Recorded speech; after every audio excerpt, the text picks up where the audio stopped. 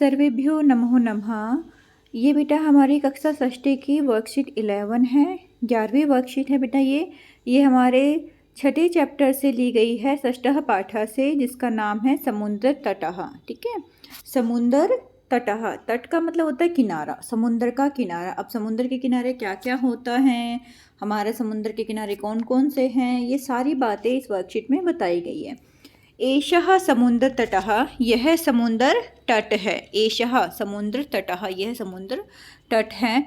अत्र जनाः पर्यटनाय आगच्छन्ति, यहाँ पर लोग घूमने के लिए आती है। पर्यटनाय, ठीक है। ये बेटा जो वर्ड लिखे हुए हैं ना रेड से, ये आपको अपनी नोटबुक में लिखना है ये भी, ठीक है। तो ये पर्यटनाय का मतलब क्या होता है, घूमने के लिए। तो यहाँ पर लोग किस लिए आते हैं, घूमने के लिए आते हैं। केचन तरंग ही क्रीडन्ति, कुछ लोग तरंगों से खेलते हैं। केचन च नौका भी जल विहारम कुर्वन्ति, और कुछ लोग नावों से जल विहार करते हैं। नौका भी बेटा ये क्वेश्चन में आएगा, आपका पहला क्वेश्चन है, वहाँ पे का भी क्वेश्चन पूछा हुआ है, तो का भी के स्थान पर नौका भी आ जाएगा, वो मैं आपको आगे बता दूंगी। नेक्स्ट है आपका तेषु केचन कंदुकेन क्रीडन्ति, उनमें से कुछ गेंद से खेलते हैं। बालिकाः बालकः चह बालुका भी बालुका गृहम रचयन्ति, ये कह रहे हैं बालिकाएं, बालिकाः बालिकाएं और बालकः बालक क्या कर रहे हैं, दोनों ही। चा का मतलब होता है बेटा और, बालक बालिकाएं और बालक दोनों ही बालुका भी, रेत से। बालुक क्या होता है, रेत होता है, बालुक का मतलब रेत होता है, तो बालुका भी यहाँ तृतीया बहुवचन है, रेत से। बालुकः गृहम, रेत का घर, रचयन्ति बनाते हैं। तो बालक और बालिकाएं क्या कर रही है, समुद्र के तट पर रेत से रेत के घर बनाते हैं। मध्ये मध्ये तरंगः बालुका गृहम प्रभावन्ति, अब बीच बीच में जैसे ही तरंगे आती है पानी की, तो वो रेत के घर को क्या करती है, बहाकर ले जाती है। ठीक है, प्रवहंती का मतलब होता है बहाकर ले जाना। तो जैसे बच्चे घर बनाते हैं और जो तरंगे आती है पानी की, वो क्या करती है, उनके घर को बहाकर ले जाती है। एषः क्रीडा प्रचलति एव, इस प्रकार का जो खेल है वह चलता रहता है। समुद्र तटः न केवल पर्यटन स्थानानि, समुद्र का जो किनारे होते हैं वो केवल घूमने की ही जगह नहीं है। अत्र मत्स्य जीवनः अपि स्वजीविका चालयन्ति, यहाँ पर मछुआरे भी अपनी जीविका को चलाते हैं। अपना जीविका को चलाने का मतलब ये है कि बेटा वो अपना जो धन कमाते हैं वो किससे कमाते हैं, मछली को बेचकर कमाते हैं। तो इसलिए कहा गया है कि यहाँ पर जो मछुआरे हैं वो भी अपना जीविका को चलाते हैं, धन कमाते हैं। अस्माकं देशे बहवः समुद्र तटः सन्ति, हमारे देश में बहुत सारे समुद्र तट हैं। एतेषु, इनमें कौन कौन से तट बता रखे हैं अब अपने देश में, देखो मुंबई में है, गोवा में है, कोच्चि में है, कन्याकुमारी में है, विशाखापट्टनम में है और पुरी में है। तो ये सारे क्या है, समुद्र तट हैं जो हमारे देश में है। मुंबई, गोवा, कोच्चि, कन्याकुमारी, विशाखापट्टनम और पुरी में बेटा। अतीव प्रसिद्ध संति, जो बहुत ही प्रसिद्ध हैं। और भी बहुत सारे तट हैं, लेकिन ये सारे तट क्या है, प्रसिद्ध है, इसलिए इनका नाम लिया गया है। गोवा तटः, गोवा का जो तट है जो वो क्या है, विदेशी पर्यटकेभ्यः समधिकम रोचते, विदेशी पर्यटकों के लिए सबसे अधिक पसंदीदा है। जो विदेशी पर्यटक होते हैं जो दूसरे देश से आते हैं वो सबसे अधिक गोवा के तट पर ही जाते हैं, उन्हें गोवा का जो तट होता है वो बहुत ही अच्छा लगता है। विशाखापट्टनम तट है, और विशाखापट्टनम का जो विशाखापट्टनम जो है बेटा उसका जो तट है उसके बारे में बताया हुआ है। उसके बारे में क्या बताया, वो प्रसिद्ध संति, प्रसिद्ध है। ठीक है, विशाखापट्टनम का जो तट है वह भी प्रसिद्ध है। और क्यों है प्रसिद्ध, अब मैं आगे बताती हूँ। देखो बेटा जो मैंने ये लिखा है ना, फर्स्ट नौका भी, यहाँ पे लिखा हुआ है ना फर्स्ट, यहाँ पे फर्स्ट में मतलब ये नौका भी का आंसर है। और यहाँ पे जो बालू का ग्रह में लिखा हुआ है फोर्थ में, ये इसका आंसर बालू का ग्रह आएगा, फोर्थ का आंसर करेंगे तब आपको समझाऊंगी। ओके, अब आगे पढ़ते हैं। गोवा तटः विदेशिक पर्यटकेभ्यः समाचितम रोचते, ये हमने पढ़ लिया कि गोवा का जो स्थान है, गोवा का जो तट है वो विदेशी लोगों के लिए सबसे अधिक पसंदीदा स्थान है। विशाखापट्टनम तटः, विशाखा जो पट्टनम का तट है वो क्या करता है, वैदेशिक व्यापार है प्रसिद्ध, विदेशी व्यापार के लिए प्रसिद्ध है। अर्थात जो भी हमारा व्यापार होता है विदेशों से वो कहाँ से होता है, मोस्टली विशाखापट्टनम के तट से होता है। कोच्चि तटः नारिकेलेभ्यः ज्ञायते। कोच्चि का जो तट है वो नारियल के फल के लिए जाना जाता है, क्योंकि वहाँ बहुत अधिक मात्रा में नारियल प्राप्त होते हैं, इसलिए कोच्चि का जो तट होता है वो नारियल के फल के लिए जाना जाता है। मुंबई नगरशः जुहू तटे। मुंबई नगर में जो जुहू तट है, सर्वे जनतः सर्वहि विरहन्ति। वहाँ पर लोग बिना रोक टोक के सब लोग घूमते हैं। ठीक है, सवरही मतलब बिना रोक टोक के, अपने आप अपनी मर्जी से सब लोग वहाँ पर घूमते हैं। कहाँ पर? मुंबई के जुहू तट पर।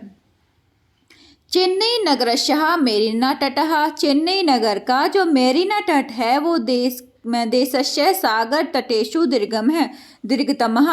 देश में सागरों में जितने भी तट हैं उन सब में दीर्घ है, तो सबसे बड़ा जो सबसे दीर्घ तट है, लंबा जो तट है वो कौन सा होगा? मेरिना तट। ये आपके जीके के क्वेश्चन में भी आता है और आपका बेटा इसमें भी आ गया है कि चेन्नई नगर में जो मेरिना तट है वह देश का सबसे बड़ा सबसे लंबा तट है। भारतस्य त्रिषु दिशेषु समुद्र तटः सन्ति। भारत के तीनों दिशाओं में क्या है? समुद्र तट हैं, अर्थात तीनों दिशाओं में पानी ही पानी है। अस्मात् एव कारणात्, इसी ही कारण से ही भारत देशः प्रायद्वीपः इति कथ्यते। भारत देश को प्रायद्वीप कहा जाता है। तो अब आपसे कोई क्वेश्चन पूछे कि भारत देश को प्रायद्वीप क्यों कहा जाता है, तो आप आंसर क्या दोगे?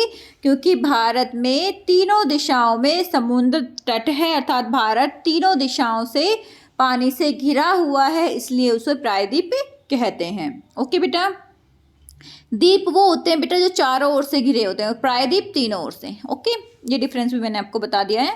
पूर्व दिशायां बंगोपसागर, दक्षिण दिशायां हिंद महासागर, पश्चिम दिशायां अरब सागर अस्ति। अब ये जो तीनों दिशाओं में समुद्र है वो कौन कौन से हैं?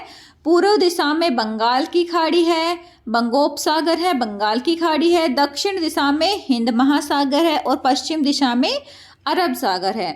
एतासां त्रयाणाम् अपि सागराणां संगमः कन्याकुमारी तटे संभवति। इन तीनों ही सागरों का संगम कहाँ पर होता है? कन्याकुमारी के तट पर होता है। तो ये भी क्वेश्चन आएगा कि इन तीनों जो ये तीनों समुद्र हैं, कौन कौन से समुद्र आपने बताए हैं? बंगाल की खाड़ी, हिंद महासागर और अरब सागर। ये कहाँ पर मिलेंगे बच्चा? कहाँ पर इनका मिलन होगा, संगम होगा? तो इनका संगम होगा कन्याकुमारी के तट पर। अत्र पूर्णिमायाः चंद्रोदय सूर्य अस्तम च युगदेहि दृष्टुम शक्यते। यहाँ पर पूर्णिमा में चंद्रोदय और सूर्यास्त को एक साथ देखा जा सकता है। ओके बच्चा, ये यहाँ तक हमारा हो गया है बेटा। अब इसकी जो नेक्स्ट वर्कशीट आएगी इसकी ही चैप्टर की समुद्र तट की, उसमें हम आगे करेंगे। अभी इसका जो हमारा कार्य है वो हम देख लेते हैं। ये आपको काम दिया हुआ है, जो वर्कशीट 10 में हमने कारक विभक्ति चिन्हों के बारे में जाना था। अब हम तृतीय विभक्ति और चतुर्थी विभक्ति के रूपों को यहाँ पर देखेंगे। मोस्टली यहाँ पे तृतीय विभक्ति ही है बेटा, तो तृतीय विभक्ति को हम देख रहे हैं। चतुर्थी विभक्ति को भी इसलिए कहा गया है क्योंकि जो हमने पाठ पढ़ा है ना बेटा, उसमें चतुर्थी विभक्ति का काफ़ी प्रयोग हुआ है। जैसे यहाँ पे देखो, प्रेटनाय में चतुर्थी है, तरंग ही इनमें तृतीय है, नौकाभी में तृतीय बहुवचन है, कंदुकेन तृतीय एक वचन है, बालू का भी क्या है, ये भी तृतीय एक वचन का है। ठीक है, विदेशिक पर्यटक के भय, ये आपका चतुर्थी बहुवचन है। तो ऐसे ही वैदेशिक व्यापारा है, ये भी आपका चतुर्थी एक वचन में है। नारी के लेभ्य, ये चतुर्थी बहुवचन का हो गया।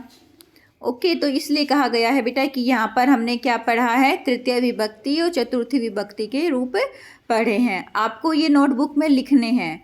अब हम कर रहे हैं कि तृतीय विभक्ति का प्रयोग से हमें इनको पूरा करना है वाक्य को। जैसे व्योमः देवेन सह गच्छति, जो व्योम है वो देव के साथ जाता है। तो पहली बात तो हमेशा ये याद रखना बेटा, जहाँ पर भी आपको सह दिखाई देगा वहाँ पर हमेशा ही तृतीय विभक्ति का प्रयोग होता है। सह के साथ हमेशा ही तृतीय विभक्ति का प्रयोग होता है।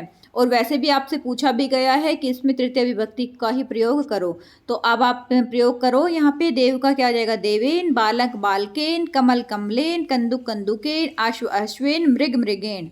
ये आगे आंसर दे रखे हैं मैंने, आगे आप देख लेना। समुद्र तटहा का क्या हो जाएगा, समुद्र जैसे यहाँ क्रीडकम क्या है, खेलने के लिए होता है। खिलौने क्या किसके काम आते हैं, क्रीडकन का मतलब होता है खिलौने।